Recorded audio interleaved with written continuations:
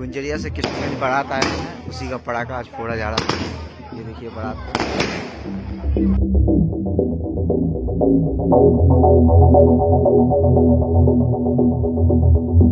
24 अक्टूबर को भारत पाकिस्तान के बीच cricket match था, लेकिन दक्षिणपंथी पार्टी के समर्थक और ट्रोल्स के लिए ये मुसलमानों की वफादारी की परीक्षा का भी दिन था।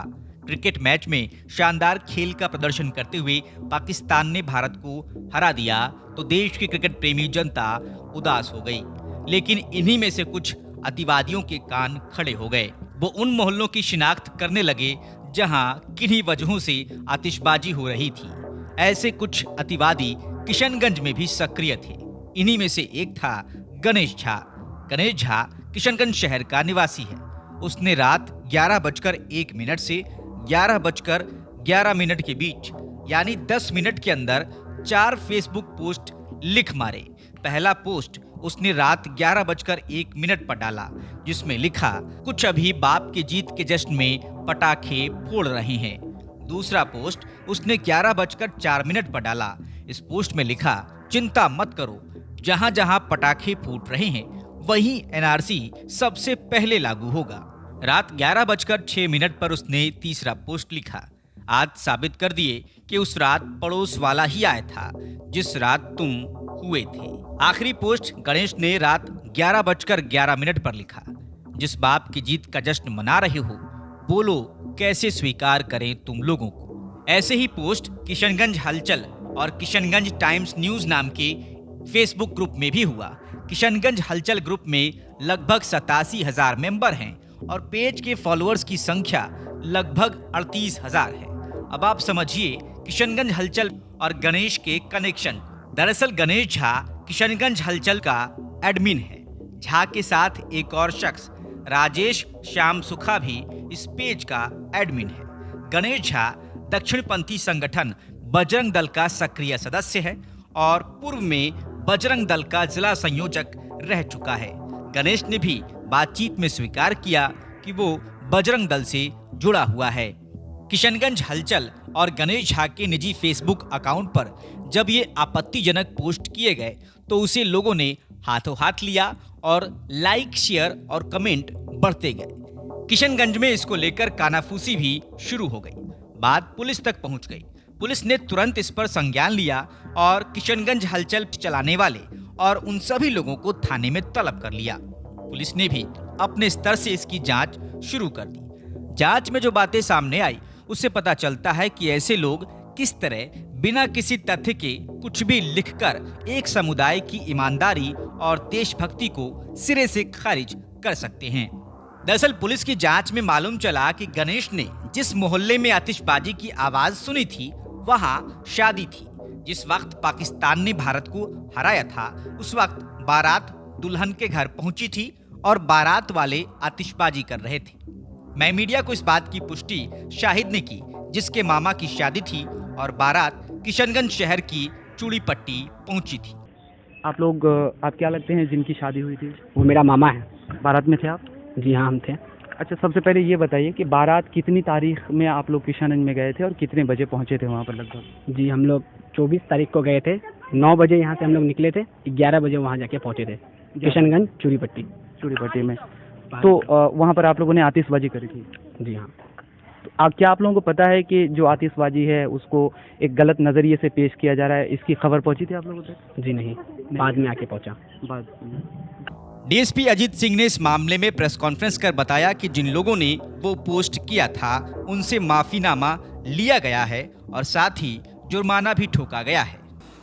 कल रात में लगभग 11 बजे किशनगंज हलचल news group, Kishanganj times news group और एक व्यक्ति के वाल पे जो फेसबुक का वाल होता है उस पर जो है पाकिस्तान के जीत पे पटाखे छोड़ने संबंधी एक पोस्ट की गई थी। चूँकि मामला काफ़ी सेंसिटिव था और ये एक तुरंत जो है ये वायरल होने लगा। मामले की गंभीरता को देखते हुए पुलिस अधीक्षक किशनगंज सर के द्वारा जो है तुरंत इसकी जांच करने के लिए और आवश्यक कार्रवाई का निर्देश दिया गया।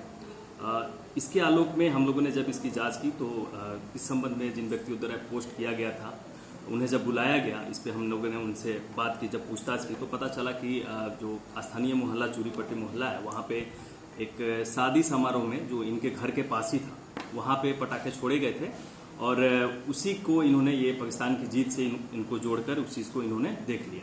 हालांकि उसके कुछ देर बाद ही इन्हें पता चल गया कि इनसे जो है ये गलती हो गई कि इन्होंने इस चीज़ को पाकिस्तान की जीत से जोड़कर देख लिया था। इसके बाद इन्होंने इस पोस्ट को इन्होंने तुरंत ही डिलीट कर दिया, क्योंकि इन्हें पता चल गया था कि जो है ये शादी वाली बात को इन्होंने पाकिस्तान की जीत से जोड़ कर देख लिया था। फिर उसके बाद जो है जब इस संबंध में जब हम लोगों ने इनसे बात की और इस पर जो आवश्यक कार्रवाई किया, उसमें इन्होंने अपनी गलती स्वीकार करते हुए माफ़ीनामा दिया और साथ ही 25-25 हज़ार रुपये का सभी व्यक्तियों ने बॉन्ड भरा है। और आगे से जो है इन्होंने ऐसी कभी कोई भी पोस्ट फेसबुक पे या सोशल मीडिया पे डालने से पहले उसको वेरीफाई कर लेंगे कि मामले की क्या सच्चाई है, उसके बाद ही ये पोस्ट करेंगे, ऐसा वादा भी इन्होंने किया। लिखित में हम लोगों ने सभी चीज़ों को इनसे ले लिया। लेकिन इस मामले में ज्यादा जानकारी देने से पुलिस अधिकारी बचते रहे। हमने जब किशनगंज थाने में फोन कर इस बारे में जानने की कोशिश की तो उन्होंने कहा कि वो मीडिया के साथ बातचीत करने के लिए अधिकृत नहीं है। हमने डीएसपी को फोन किया, उन्होंने कहा कि प्रेस कॉन्फ्रेंस कर वो सारी बात पहले ही बता चुके हैं। जब हमने उनसे पूछा कि जिन लोगों से माफीनामा लिया गया वो कौन है, तो उन्होंने उनकी पहचान जाहिर करने से इनकार कर दिया। या हमने पूछा कि क्या उन लोगों में गणेश झा भी था, तो उन्होंने न इनकार किया न ही पुष्टि की। हमने जब उनसे ये पूछा कि इस मामले में माफीनामे की जगह एफआईआर दर्ज क्यों नहीं की गई, तो उन्होंने किसी काम में व्यस्त होने का हवाला देकर फोन काट दिया। लेकिन गणेश झा ने स्वीकार किया कि उन्हें थाने बुलाकर माफीनामा लिखवाया गया है, लेकिन गणेश ने अपनी गलती नहीं मानी। झा ने कहा, हमने ये नहीं लिखा कि पाकिस्तान के समर्थक ने पटाखा फोड़ा, लेकिन पटाखे तो फूटे थे। हमने किसी का नाम नहीं लिया था, लेकिन आप लोगों ने खुद पर ले लिया। हम कल भी कह रहे थे, आज भी कह रहे हैं कि हमारा पोस्ट किसी व्यक्ति के विरोध में नहीं था, लेकिन देश और समाज के लिए हमने उसे हटा दिया। ये पूछे जाने पर कि क्या आप मानते हैं कि गलत पोस्ट किया था, गणेश ने जवाब दिया, अगर मुझे लगता कि गलत पोस्ट किया है तो मैं पोस्ट करता ही नहीं। स्थानीय लोग बताते हैं कि गणेश झा के निजी फेसबुक अकाउंट और किशनगंज हलचल से पहले भी इस तरह के भड़काऊ पोस्ट होते रहे हैं। किशनगंज हलचल फेसबुक पेज से 16 अक्टूबर को बिना किसी आधिकारिक पुष्टि के पोस्ट किया गया था कि आतंकवादी गतिविधियों के आरोप में दिल्ली से गिरफ्तार किए गए व्यक्ति का फर्जी आई कार्ड बनवाने में किशनगंज के एक सरपंच ने मदद की थी। हालांकि हमने जब एसपी किशनगंज से बात की थी तो उन्होंने ऐसी किसी सूचना से इनकार किया था।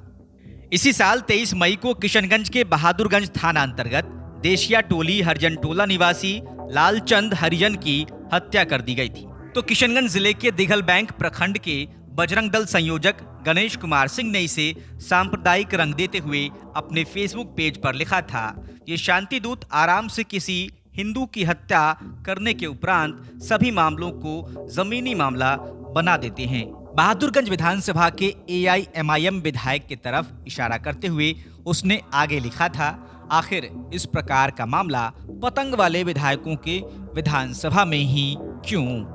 बाद में पुलिस ने जांच में पाया था कि आशनाई में हत्या को अंजाम दिया गया था और आरोपित हिंदू समुदाय के थे। इसके बाद पुलिस ने गणेश सिंह को तलब कर माफीनामा लिखवाया था और मामले को रफा दफा कर दिया था।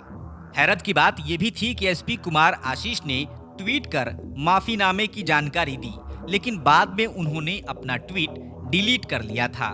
इन मामलों में पुलिसिया कार्रवाई बेहद ढीली रही। इस बार भी पुलिस ने कठोर कार्रवाई की जगह महज माफीनामा लेकर मामले को खत्म कर दिया। इससे जाहिर होता है कि पुलिस खुद भी इस तरह के संवेदनशील मामलों को लेकर गंभीर नहीं है। ब्यूरो रिपोर्ट, मैं मीडिया।